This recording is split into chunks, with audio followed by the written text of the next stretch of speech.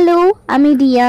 একটু দেরি করে হলেও নিয়ে চলে এসেছি আমার নববর্ষের মিনি ব্লগ। নববর্ষ প্রতিবারই খুব সিম্পল ভাবেই কাটে। এবছর বিকেল বিকেল গেছিলাম সাফারি পার্কে। আমরা অনেকবার আসলেও মা প্রথমবার এখানে আসলো। অনেকদিন পর সামনে দোলনা দেখে লোভ সামলাতে পারলাম না। ছোটবেলায় আমরা সবাই কত দোলনাই না চড়তাম, আর এখন ইচ্ছা থাকলেও আর সুযোগ হয়ে ওঠে না।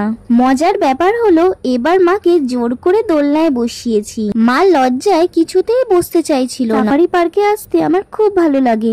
এখানে ফ্রি হ্যান্ড এক্সারসাইজের অনেক ইনস্ট্রুমেন্ট আছে। আমি যখনই এখানে আসি এগুলোতে একবার হলেও ট্রাই করি।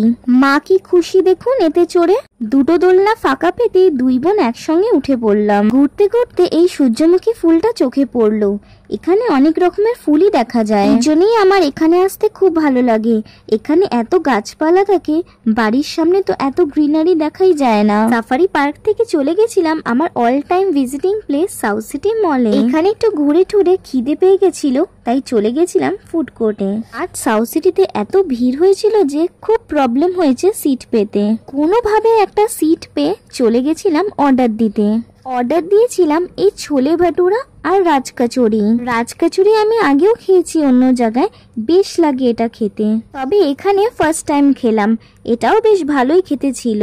সাউথ সিটি হয়ে গেছিলাম এক সোনার দোকানে হালখাতা করতে। এই দোকানে গত 5-6 বছর ধরে আমরা হালখাতা করছি। আর বাঙালির হালখাতায় যা হয় আর কি, ক্যালেন্ডার আর মিষ্টি। তবে এই দোকানে মিষ্টির বদলে হালদিরামে সোন পাপড়ি দিয়েছে।